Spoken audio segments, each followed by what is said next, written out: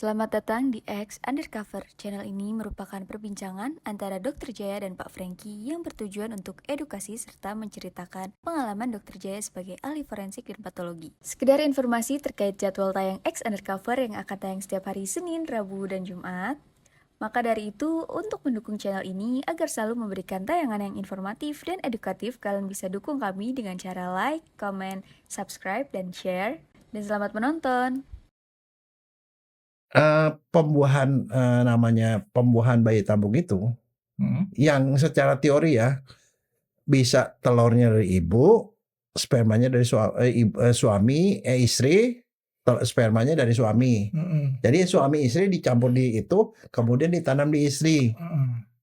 Kalau orang mau surrogate mother gara-gara dia tidak mau hamil, tidak mau sibuk itu nggak boleh. Tapi kalau dia mau begitu, tapi karena rahimnya memang udah ada penyakit yang nggak bisa mungkin punya anak, ya mereka juga punya hak dong untuk berusaha seperti itu gitu loh. Dokter Jaya pernah ke India kalau nggak salah ya?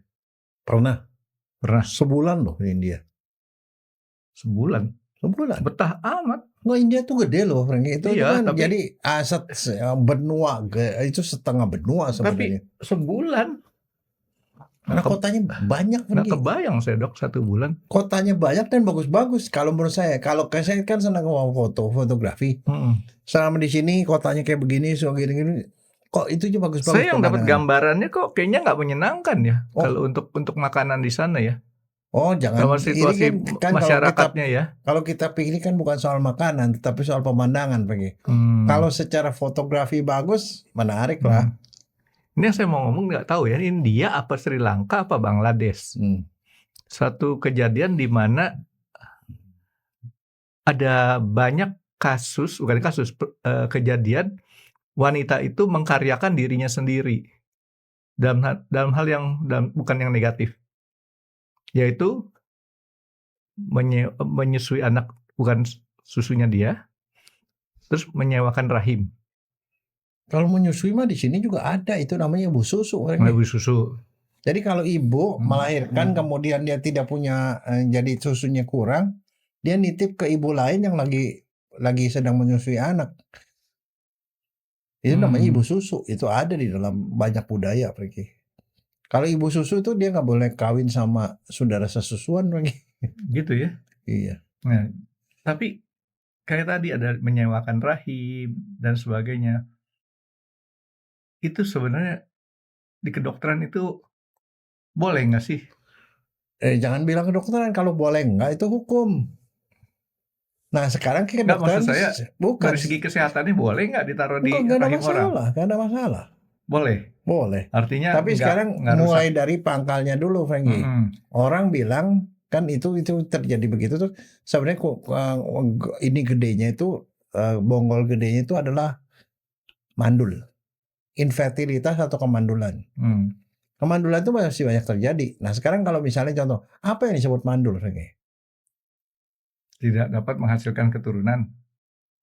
Ada definisinya. Orang tidak berhasil hamil dan punya anak setelah selama setahun kawin, ya, berhubungan seksual secara rutin tanpa kontrasepsi dan tidak hamil-hamil setelah 1 tahun. 1 tahun. 1 tahun itu patokannya.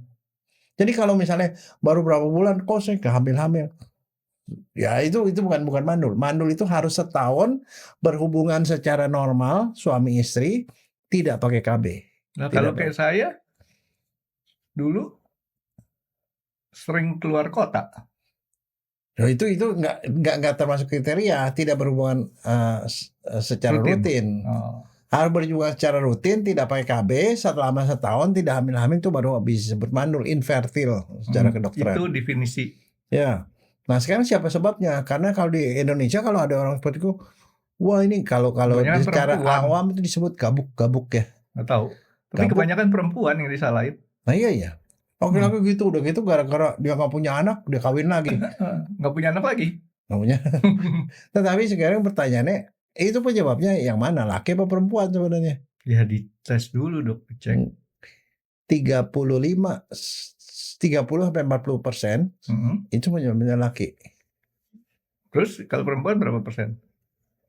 kira-kira hampir-hampir sama begitu, dan sisanya dua-duanya. Jadi bisa laki-laki jadi penyebab, bisa perempuan jadi penyebab, dan satu lagi bisa dua-duanya. Jadi sebelum nyalain, daripada dia kawin lagi dan kemudian gak punya anak lagi, harus diperiksa, Frankie. Yang perempuannya periksa ke kebidanan, laki-lakinya diperiksa sama dokter andrologi. Saya pikir harus diperiksa yang perempuan sama lelaki lain, yang lelaki sama perempuan lain. Enggak gitu, Dok? Enggak. Kita kan mesti tahu deh itu. Apa penyebabnya kalau laki-laki? Azospermia.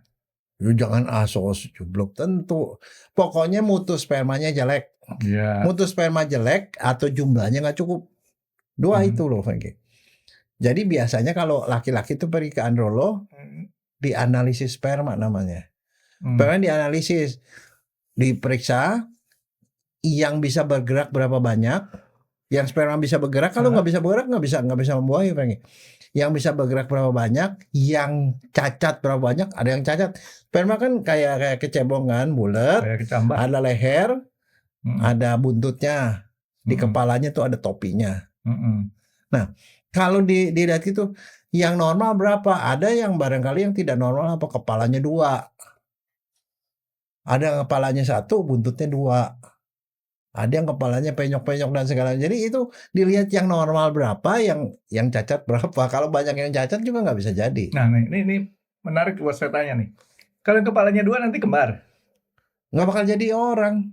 Oh, nggak jadi orang. Enggak. Jadi kalau banyak yang cacat ya nggak bakal jadi orang. Kalau yang ekornya lembar 2? Ya sama aja, nggak bakal jadi. Nggak bakal jadi juga. Kenapa? Jadi, karena jumlah kromosomnya lebih. Wah, Tuhan udah Tuhan itu sudah mengatur sedemikian yang normal ketemu sperma normal, ketemu telur normal baru bisa jadi. Oh, oke. Nah. Ya, terus jadi mutunya nggak jelek, bagus, jumlahnya kedua sedikit. jumlahnya sedikit. Nah, ada kriterianya tuh jumlah.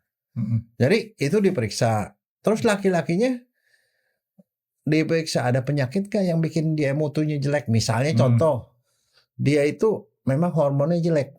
Hormon laki-lakinya kan untuk bisa bikin sperma yang bagus kan hormonnya harus bagus. Kalau hormonnya jelek berarti ya hormonnya diperbaiki. Jadi bisa dibetulin tuh ya.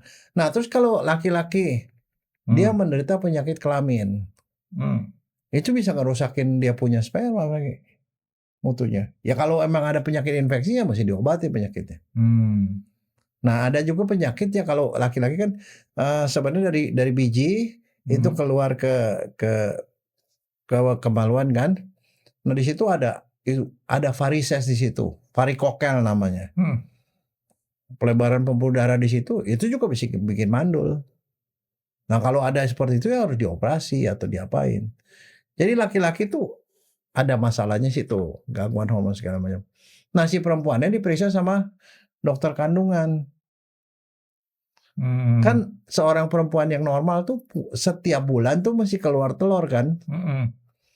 Keluar telur 1.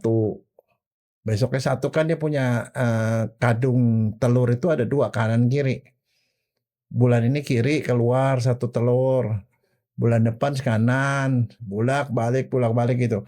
Jadi kalau perempuan yang normal itu setiap bulan pasti menghasilkan telur. Nah, kalau dia tidak menghasilkan telur, berarti dia nggak pernah subur, atau telurnya kadang keluar, kadang enggak gitu. Jadi orang perempuan itu gampang dikelihatan. Kalau mensnya tidak teratur, pasti ada sesuatu. Jadi loncat-loncat gitu ya, Dok ya. Atau ya pokoknya mens tidak teratur, atau mens itu banyak, tiba-tiba nggak mens berapa bulan gitu. Jadi ada gangguan mens itu bisa karena hormon, bisa karena hormon, bisa endometriosis. Jadi gini loh, di dalam rahim itu kan ada bagian dalamnya tuh rahim. Mestinya ada di dalam rahim, itu bagian lapisan dalamnya. Itu kadang-kadang dia keluar, ada di dalam perut. Ada di telurnya tadi. Bukan, dinding rahim. Oh, dinding rahimnya. Dinding rahim itu bisa berantakan ada di dalam perut, itu namanya endometriosis. Nah, endometriosis itu bisa bikin mensnya tidak teratur, kadang-kadang tidak mens segala macam. Nah, gituan itu mesti diberesin, diobatin. Kadang-kadang perempuan kena infeksi, salurannya ketutup, kesumbat, saluran telurnya. Jadi telurnya dihasilkan, tapi nggak bisa masuk ke rahim. Jadi nggak bisa ketemu lah jalannya. mampet. Kenapa bisa jalan mampet? Perempuannya kena infeksi misalnya, infeksi kelamin, radang panggul. Jadi banyak penyakit-penyakit itu di perempuan itu yang membuat dia itu tidak bisa hamil. Nah, salurannya kesumbat, dia infeksi, gangguan hormon, itu semua mesti diberesin. Nah, ada satu kondisi yang lain yang bisa bikin perempuan tidak ini, dia punya antibodi terhadap sperma. Pada waktu berhubungan sperma masuk itu, antibodinya tuh membunuh spermanya. Nah, kalau itu yang terjadi ya nggak bakal bisa ketemu dong. Spermanya dihancurin sama antibodi si perempuannya. Nah, itu semua mesti dilihat, perempuan ada masalah apa, laki-laki masalah apa. Kalau dua-duanya bisa dibetulin ya kemudian mereka akan bisa hamil. Nah, tetapi kadang-kadang misalnya contoh satu kondisi nih, laki sama suami istri. Laki-lakinya spermanya kagak ada, azoospermi tadi kamu bilang, nggak ada sperma sama sekali. Itu spermanya jelek semua. Jumlahnya terlalu sedikit. Terus gimana? Sebenarnya masalah itu bisa diatasi kalau perempuannya masih punya telur, salurannya bagus. Kasih donor sperma. Dibikin bayi tabung. Bayi tabung itu dibikin di dalam tabung. Tapi kadang-kadang begini, telurnya bagus, spermanya bagus, tapi salurannya mampet. Misalnya. Atau nggak pernah bisa jadi karena ada antibodi anti sperma. Itu dibikin pembuahannya di dalam Preparat. piring Petri. Di situ sampai dia jadi setengah embrio lah. Sampai kan satu kalau dia terjadi pembuahan dicampur sperma sama telur, kemudian jadi satu sel. Sel jadi 2 membelah jadi 4, jadi 8, 16, udah 32. Nah, kalau 32 tuh kalau ditanamin di rahim bisa numbuh mereka. Kalau lebih dari 32? Enggak, 32 minimal. Ya artinya kalau 64 lebih bagus. Enggak, biasanya 32 aja. 32 aja. Nah, jadi itu udah namanya morula, itu seperti kayak buah murbei. Buah murbei. Nah, itu kalau ditanam di rahim bisa jadi. Nah, sekarang yang jadi masalah adalah pembuahan namanya pembuahan bayi tabung itu yang secara teori ya bisa telurnya dari ibu, spermanya dari suami, istri, spermanya dari suami. Jadi suami istri dicampur di itu, kemudian ditanam di istri. Nah, itu kan berarti normal, cuma dibantu aja supaya dia jadinya di luar. Nah, Dok, untuk sampai jadi pembuahan 32 tadi, berapa lama dari? Seminggu. Jadi asal dicampurin gitu. Tetapi kan kadang-kadang ada kondisi di mana telurnya bagus, si suami nggak punya sperma atau spermanya jelek semua. Beli donor. Nah, itulah jadi kemudian lahirlah yang namanya ada bank sperma. Pakai sperma donor. Ya kita nggak usah berpikiran yang aneh-aneh karena itu dicampurin di dalam Petri kan. Bukan dia melakukan hubungan. Petri jadi ditaruh di ibu. Itu satu kondisi kan. Tadi kan telur dari ibu. Tadi cuma prosesnya aja, Dok, yang dibantu. Ada yang donor spermanya. Tapi ada juga yang misalnya si perempuannya emang nggak menghasilkan telur. Spermanya dari suami, donornya donor telur dari luar. Tapi ada juga kondisi-kondisi yang lain adalah telurnya juga nggak ada, ininya nggak ada, jadi benar-benar dari orang lain, sperma dari orang lain, telur dari perempuan lain digabung jadi satu, terus ditanamnya di istri misalnya. Bisa. Jadi kondisinya semuanya asli, cuma prosesnya di luar. Yang kedua itu spermanya dari luar. Yang ketiga telur dari luar.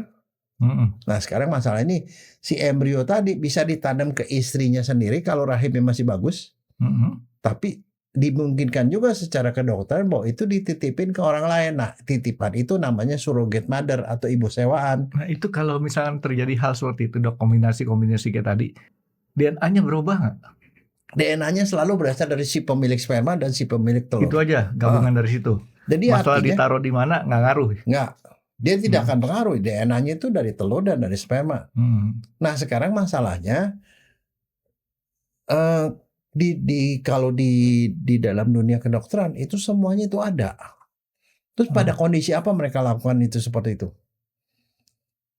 Kalau telur sperma nggak ada ya berarti karena kalau si suaminya nggak punya sperma. Kalau telurnya dari donor ya berarti si perempuan nggak punya donor. Nah masalahnya kadang-kadang spermanya dari suami, telurnya dari istri, tapi si istrinya tidak mau hamil.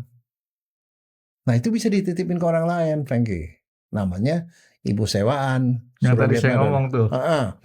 Di rahimnya dititipin, misalnya disewain pada rahimnya. kondisi apa si perempuannya tidak bisa, rahimnya memang nggak bisa nerima itu, misalnya Ditaruh, ada tumor, bertumor, atau dia memang rahimnya tuh udah lengket, dititip ke orang lain, atau dia tidak mau kadang dia sibuk, wanita karir nih sibuk, gua nggak mau hamil 9 bulan, gua repot, ya mendingan bayar orang untuk itu. Nah sekarang bayar orang. Tapi ada juga kondisi yang memang tidak mungkin kan. Misalnya contoh, kalau di luar negeri ya, perempuan sama perempuan kawin. Di film-film Netflix sering tuh. Dia titip ke orang lain. Nah sekarang pertanyaannya, ibu sewaan boleh apa enggak? Secara apa nih dok? Kesehatan apa hukum? Enggak, kalau boleh apa enggak hukum. Kalau kedokteran memungkinkan semua. Semua yang saya omongin itu memungkinkan. Nggak tahu deh dok. Ada yang komersial, ada yang non komersial. Boleh nggak dok? Kalau yang komersial di Amerika boleh. Artinya berbayar nih dok? Iya bayar. Jadi ibunya itu perjanjian perdata. Jadi sekarang nih udah ada nih, ada morula nih, si calon bayi ini. Cuman si ibunya nggak mau hamil atau tidak bisa hamil. Dia cari orang-orang yang mau hamil untuk mereka. Bikin perjanjian perdata, perjanjian perdata, hitam di atas putih, perjanjian pakai notaris segala macam bahwa dia bersedia mengandung untuk pasangan itu, tapi cuma mengandung dan dia harus kasih duit sekian banyak selama hamil, melahirkan begini-begini dan sewa selama 9 bulan, melahirkan semua dibayarin segala macam. Nah sudah selesai, nanti anak itu adalah milik yang membayar. Jadi itu perjanjian perdata, sama seperti kita sewa menyewa rumah, tapi ini rahim. Itu di Amerika bisa. Nah, ada juga yang boleh melakukan itu, tapi non komersial di Australia dan Kanada. Ya apa bedanya tuh? Tadi kan dia berbayar tuh dok. Dia bayar. Kalau ini nggak boleh, nggak boleh. Itu kan artinya si menyewa, si orang yang disewa rahimnya itu memang itu pekerjaannya. Dia melakukan itu untuk mencari uang. Jadi biaya hamil ditanggung, biaya melahirkan ditanggung, tetapi sewa selama 9 bulan sekian ratus juta misalnya. Itu memang disewa komersial, boleh. Tapi itu tergantung aturan negara. Tapi kalau di Kanada dan Australia boleh ibu sewaan seperti itu, tetapi harus non komersial. Jadi cuma ongkos-ongkosnya aja yang dibayar. Nggak ada tambahannya. Enggak. Artinya apa? Misalnya contoh yang hamil itu misalnya iparnya, atau orang yang memang merasa ya gue mau nolong dia gitu loh. Jadi nggak boleh ada uang lebih di situ, Franky. Sekarang pertanyaan, Indonesia boleh nggak? Saya pernah baca kayak gitu ada, tapi saya nggak tahu itu boleh apa nggak. Tidak. Hah? Tidak. Nggak boleh. Indonesia ada undang-undang kesehatan. Ya, Undang-Undang Nomor 36 tahun 2009, pasal 127 mengatakan yang namanya yang seperti itu, donor sperma harus dari suaminya, nggak boleh dari orang lain. Telur harus dari istrinya, dan rahimnya harus ibu kandungnya. Baru boleh dilakukan bayi tabung. Kalau enggak, salah satunya dilanggar, nggak boleh. Undang-undang mengatakan itu tidak boleh. Jadi walaupun ada orang yang rela gitu, tetap nggak boleh. Terus gimana caranya? Keluar negeri. Ya keluar negeri. Karena di sini tidak dibolehkan aturannya dengan aturan apapun. Jadi makanya kalau bilang boleh apa enggak, kalau bisa nggak bisa, bisa. Bisa ya, dokter-dokter sini ya. Bisa melakukan. Itu ahli-ahli infertilitas tuh banyak di Indonesia. Mereka bisa melakukan, tetapi kalau namanya ibu sewaan tidak bisa. Jadi artinya apa? Buat perempuan-perempuan yang tidak bisa hamil karena rahimnya bermasalah, ya udah dia harus merelakan bahwa dia tidak bisa melakukan itu kalau di Indonesia. Yang mesti dilakukan apa? Ya paling angkat anak. Tapi angkat anak juga kalau bukan Muslim, Franky. Kalau Muslim tidak bisa angkat anak. Di dalam masalahnya di dalam hukum keluarga Islam itu harus ikut Al-Quran. Di Al-Quran itu tidak ada. Tapi dalam kenyataan Angkat adopsi tidak bisa adopsi kalau Islam, Franky. yakin nih. Enggak, yakin. Saya yakin, bukan yakin. Hakul yakin banget bahwa itu tidak ada. Jadi konsep adopsi itu konsep Barat. Bukan anaknya diaku sebagai anak dan kemudian bisa dapat waris dari orang tua. Kalau di dalam Muslim enggak.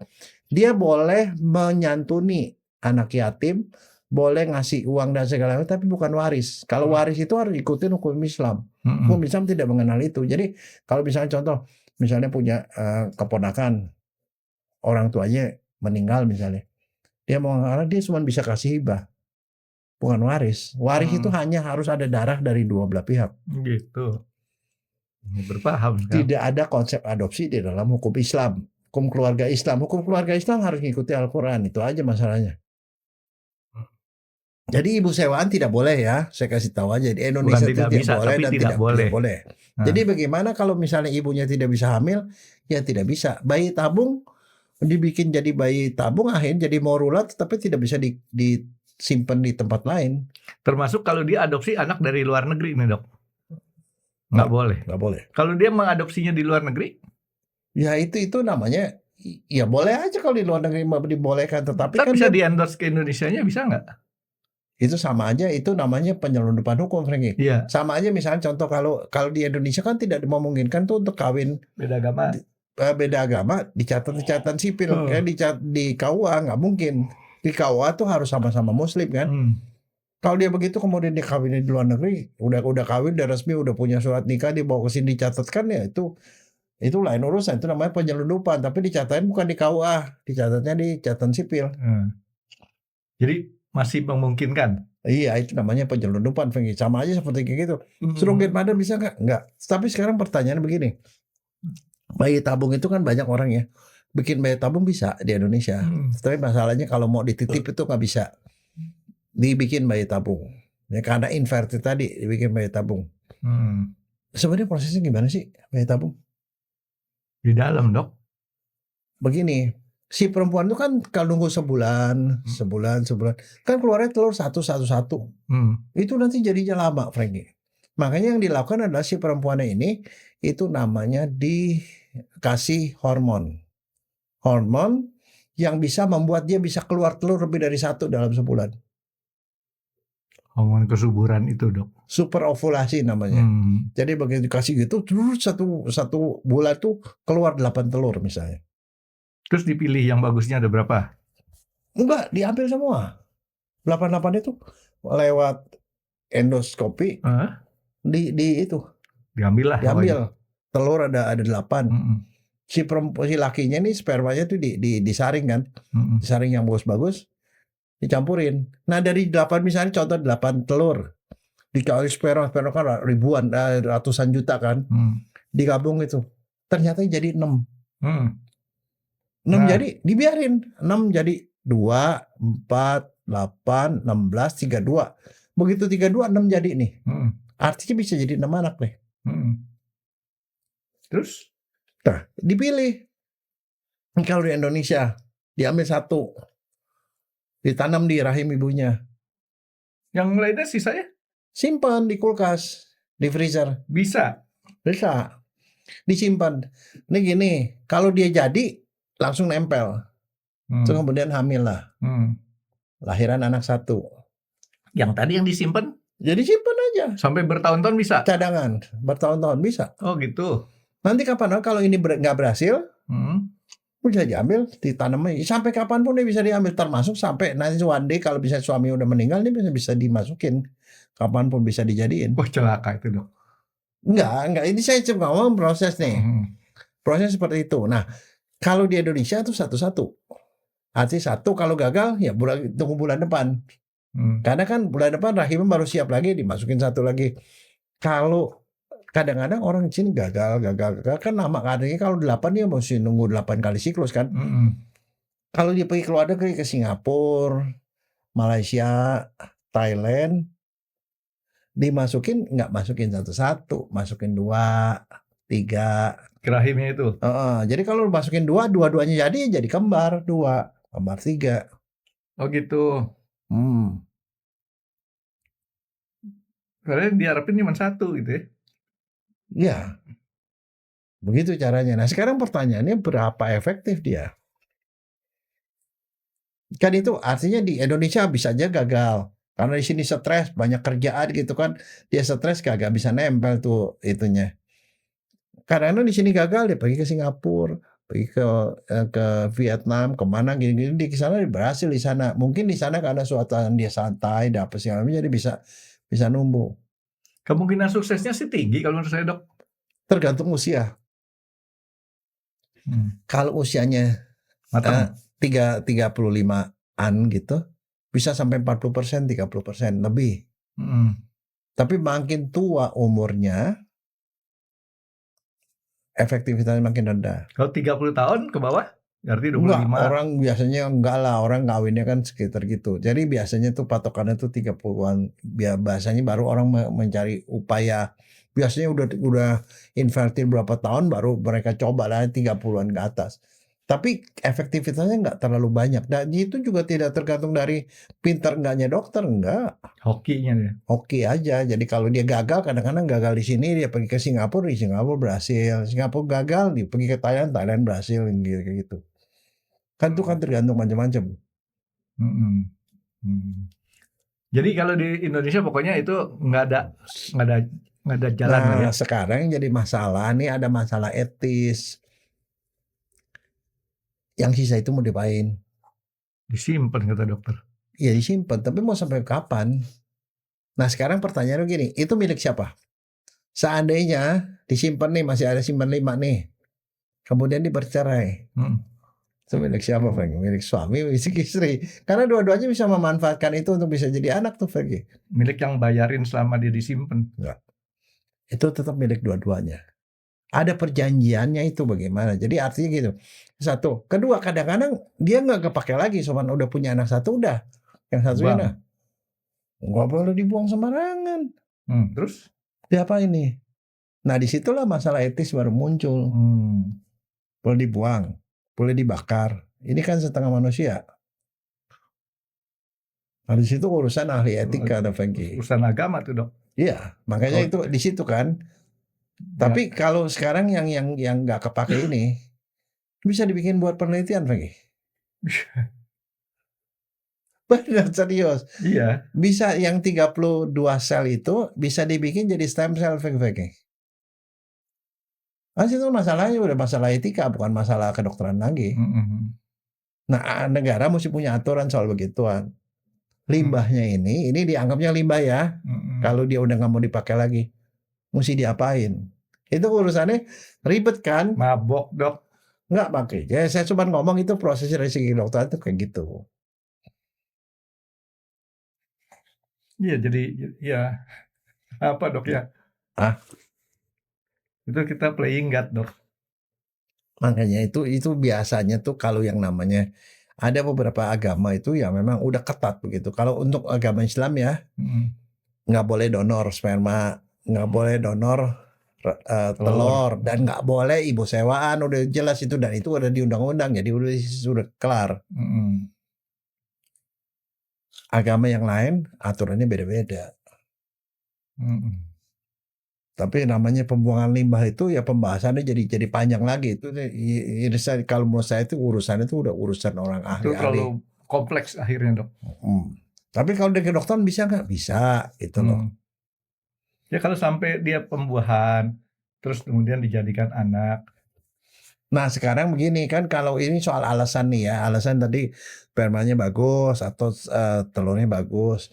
Tapi gimana kalau telurnya masih bagus, spermanya sih ya so far kita nggak tahu bagus apa enggak, tetapi si suami punya penyakit yang bisa menurun ke anak. Kan bisa juga ambil ini. Jadi kalau misalnya contoh mau supaya anaknya pinter, beli sperma dari bank sperma dari pemenang Nobel misalnya kayak gitu. Boleh apa enggak? Tapi kalau di Indonesia udah jelas nggak boleh gitu, Frankie. Dokter Jaya taruh di bank sperma nggak? Oh enggak, tapi ada masalah juga, Frankie. Masalahnya adalah ada orang yang biasanya yang nyimpen di bank sperma itu adalah orang-orang yang IQ-nya tinggi. IQ tinggi, pemenang Nobel itu biasanya mereka simpen. Nah, kalau dia punya sperma, kan sperma laki-laki itu dalam 1 cc itu bisa ada 300 juta, Frankie. 100 juta sampai 300 juta.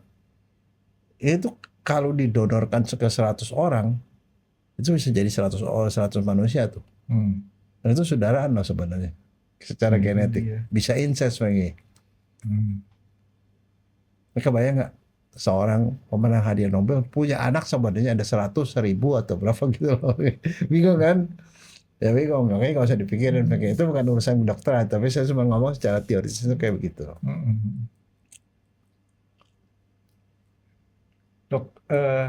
Ya dokter bukan ahli agama sih ya. Jadi saya tadi mau nanya. Saya juga nggak mau ngomong begitu. Alasannya apa? Tapi kalau secara tadi kan pertanyaan saya adalah DNA-nya nggak ketukar lah ya. Enggak, tetap aja DNA bapaknya, DNA ibunya. Tapi bapak dan ibu dari pemilik sperma dan telur. Walaupun dia di rahim sewaan. Nah, dan itu sekarang gini, kalau cerita nih, ini kalau dibikin jadi film, ini ibu sewaan, dia sudah hamil, begitu lahir karena dia yang merasa mengandung, kemudian dia tuh tidak mau menyerahkan anaknya. Ya itu kan karena ada perjanjian bisa dituntut balik. Iya kan, itu jadi perjanjian. Gitu loh. Kecuali kalau di saudara. Tapi ya orang yang disewakan rahimnya itu dia apa nggak rugi ya? Kenapa? Ngandung anak orang gitu ya? Oh enggak dong, itu dalam rangka dia mungkin menolong. Tapi juga mungkin karena buat cari duit kan, kalau misalnya kayak di Amerika kan itu bisa karena komersial. Tapi ada persyaratannya, orang nggak gampang untuk bisa jadi seorang ibu sewaan. Di Amerika sekalipun atau di negara-negara yang bolehkan itu tetap ada persyaratan. Ada batasan umur antara 35 sampai 40 sekian. Betul. Kedua, dia udah pernah hamil. Udah pernah hamil dan pernah melahirkan minimal sekali. Terus dia tidak ada komplikasi waktu melahirkan. Kalau dia udah punya salah satu, dia nggak boleh. Nah, tapi kalau dari golongan darahnya bisa nggak ada pengaruh. Nggak ngaruh. Nggak. Dia golongan darah itu tetap dari ibu dan bapak yang pemilik sperma dan telur. Contohnya nih dok, dua-dua golongan darahnya A, anaknya bisa B. Nggak bisa. Nggak mungkin. Si ibu sewanya tuh nggak ada hubungannya dengan ibu sewa. Tetap hasilnya A pastilah ya. Nggak bisa, pokoknya dia adalah dari bapak dan ibu si pemilik sperma dan telurnya. Jadi Tuhan tuh tidak mencampur-campur gitu. Jadi darah ibu nggak bisa masuk ke situ. Darah ibu yang mengandung itu tidak bisa nyampur ke situ. Cuma makanannya doang ya yang masuk situ. Oke, terus dok, apa kejelekannya dok? Ada berapa pertama gini ya. Kan kita tidak, karena walaupun dia sudah dijamin umurnya sekian, dia pernah gitu kan tidak menutup kemungkinan bahwa terjadi komplikasi juga dalam persalinan kan. Yang jelas satu yang paling banyak masalah itu adalah anaknya kebanyakan. Sebenarnya kalau dimasukin 3 ya keluar 3 gitu loh. Itu jadi banyak anak. Kalau anak satu dia semua makanan ke satu. Kalau anaknya 2 dan segala macam harus terbagi. Jadi anak nggak sesuai dengan jumlah yang diinginkan, maunya 1 yang jadi 2 misalnya. Itu satu. Yang kedua bisa prematur. Lahir prematur. Bisa juga dia lahir dengan berat badan rendah. Bisa juga cacat, bisa juga karena kita tidak pernah tahu tuh prosesnya kan. Nah, satu nih yang di otak saya. Kalau sampai si ibu yang menyiapkan rahimnya meninggal pada saat melahirkan, ya itu udah resiko. Nggak ada tuntutan. Enggak dong, itu kan makanya di dalam perjanjian tuh sudah diinin segala macam kemungkinannya itu sudah diitin. Tapi bahwa hamil itu menjadi suatu perjanjian, perjanjian perdata yang memang harus dijalani oleh mereka yang membuat perjanjian tadi. Tapi itu rada-rada ribet ya. Tetapi ini kan itu untuk menjawab beberapa orang nanya, boleh nggak sih kita karena misalnya ibunya sibuk, ya udah hamilnya dititipin ke orang lain. Kalau di Indonesia tidak bisa. Titipin tetap aja dia boleh bayi tabung, tetapi tetap masuknya ke ibunya yang bersangkutan. Kalau ibunya tidak bisa ya udah. Dan nggak boleh sumbernya bukan dari pasangan resmi. Ya, betul. Gitu ya. Tapi itu tidak menjawab. Tapi sekarang gini, orang punya istri misalnya 3. 1. Enggak, istrinya 3 atau 4. Yang satu ini bermasalah nih istrinya. Boleh nggak dititipin ke istri mudanya? Istri mudanya lebih tua apa lebih muda? Lebih muda dong, lebih muda. Atau lebih sehat lah rahimnya. Tidak bisa.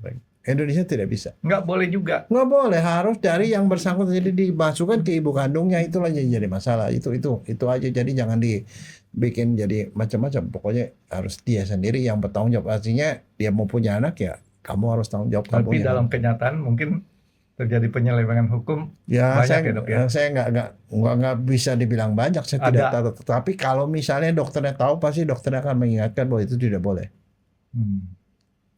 Tapi kan kalau dokternya muslim, kalau dokternya nggak muslim? Enggak, tetap aja nggak boleh. Itu undang-undang kan berlaku untuk segala macam, nggak ada urusan dengan agama. Oh, gitu. Bahwa dasar itu berasal dari agama, ya boleh. Tapi kalau dijadi undang-undang berlaku untuk semua orang. Jadi dokter juga tidak boleh. Jadi kalau di dokter kebidanan tuh serta spesialis obstetrik ginekologi, dia belajar lagi konsultan FAIR namanya. FAIR itu fertilitas. Konsultan sekolah lagi 4 tahun lagi. Jadi setelah 3 tahun atau 4 tahun sekolah lagi 4 tahun lagi. Kapan jalan-jalan ya dok kalau sekolah melulu? Ya, tapi mereka itu memang dibiasakan tuh untuk lakukan ya nyatu-nyatuin itu di dalam petri itu. Tapi kasus itu invaliditas sudah lumayan cukup banyak di Indonesia, sehingga itu yang namanya konsultan FAIR itu juga dibutuhkan sekali pada saat ini karena banyak masalah yang harus diberesin. Saya agak penasaran, ini ide dari siapa sih dok? Awalnya dok? Ya dari dokter lah. Dokter pertama, dokter sanggup melakukan itu. Tapi itu dapat dari mana ya? Dokter juga ya di dalam dunia hewan juga banyak lagi yang namanya Doli. Enggak, bukan. Kalau doli lain, itu namanya cloning. Oh, cloning ya? Bukan bayi tabung. Kalau bayi tabung mah itu mah biasa-biasa aja. Teknologi itu yang biasa lah di dalam biologi itu. Ya dok, jadi kalau misalkan kita pikirin nih dok ya, masukinlah 8, jadi 8-8-nya. Ya makanya dokter harus pikir-pikir. Kalau di Indonesia, ini saya baru dapat informasinya bahwa Indonesia dimasukin satu-satu.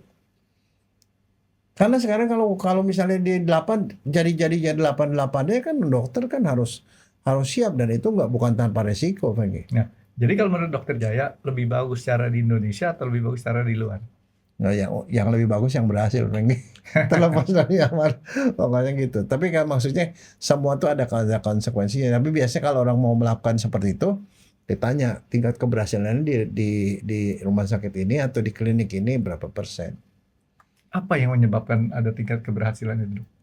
Kemampuan dokternya, labnya, lab yang untuk melakukan itu, dan satunya lagi suasana hati dari pasangan itu. Jadi kan itu peralatan pengaruh tuh dok ya, bukan cuma skill si dokternya ya? Bukan, peralatan pengaruh.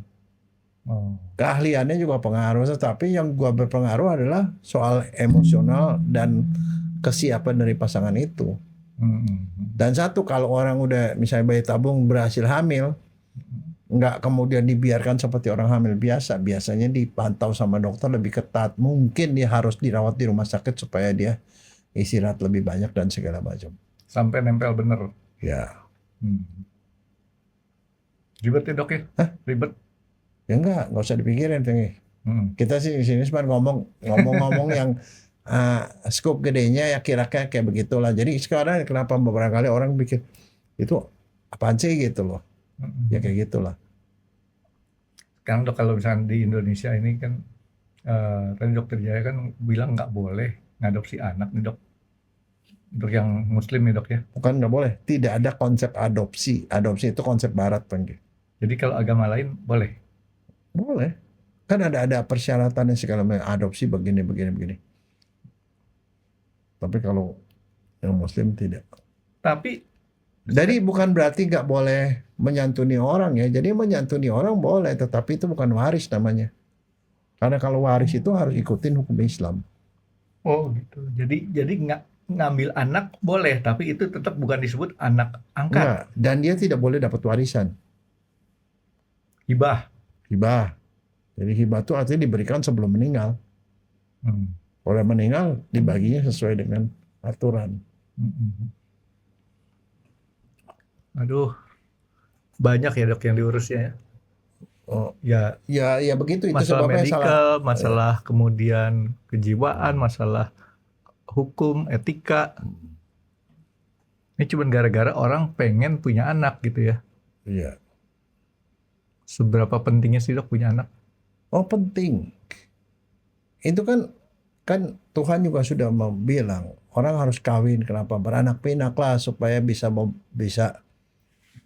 ada garis keturunan kan. Kalau orang nggak punya anak kan nggak ada turunan ke bawah, habis selesai kan. Iya juga sih. Oke dok, jadi surrogate mother ini dok, menurut dokter Jaya itu banyak positifnya atau banyak negatifnya? Oh, bukan soal gitu. Itu bukan soal positif negatif, tetapi itu adalah suatu kebutuhan. Maksudnya saya gini loh, kalau orang mau surrogate mother gara-gara dia tidak mau hamil, tidak mau sibuk itu nggak boleh. Tapi kalau dia mau begitu, tapi karena rahimnya memang udah ada penyakit yang nggak bisa mungkin punya anak, ya mereka juga punya hak dong untuk berusaha seperti itu gitu loh. Tetapi itu haknya itu juga harus memperhitungkan aspek hukum, aspek etika dan segala macam. Jadi nggak apa yang kita mau tuh bisa dipenuhi begitu loh maksudnya. Jadi bukan sekedar istilahnya gue nggak mau capek nih, nitipin aja deh gitu ya. Ya, atau misalnya contoh gara-gara ini lesbi sama lesbi kawin gitu, akhirnya dia ya nggak begitu gitu loh. Kalau lesbi sama lesbi kan berarti mesti ada donor sperma kan. Kalau lesbi sama lesbi mah masih memungkinkan dia punya anak dok. Iya. Tinggal cari sperma. Problemnya kalau homo sama homo, cowok sama cowok, mau ditaruh di mana dok? Enggak, beli telur dong. Ya, tapi ditaruh di mana? Ditaruh di orang lain, itu makanya disitulah ada yang namanya. Enggak, tapi maksudnya saya jangan sampai gara-gara itu dipermudah, kemudian orang kemudian mau jadi kawin sejenis begitu. Ingat kan filmnya Danny DeVito sama Arnold Schwarzenegger? Itu ada tuh filmnya tuh dok. Enggak, tapi ada yang mimpi juga, Frank, laki-laki bisa hamil, Frank, itu. Ada yang mimpi seperti itu. Bisa difilmin, Frank. Oke lah dok. Jadi ini memang tergantung orang perlu nggak perlunya ya, butuh nggak butuhnya, dan ini bukan masalah yang apa namanya pengujian keterampilan, tapi masalahnya ini juga faktor dari berkat yang di atas juga kan. Bisa aja kita usaha tapi nggak jadi juga. Iya. Gitu. Oke, ada yang lain dok untuk surrogate mother ini, Ya. untuk penilaian dokter Jaya? Ya segitu aja lah. Terima kasih sudah menonton X Undercover. Jangan lupa like, comment, dan subscribe. Dan ditunggu ya video-video kami selanjutnya. Nah, buat kalian, jika ada pertanyaan untuk Dokter Jaya, boleh banget komen di bawah. See you guys!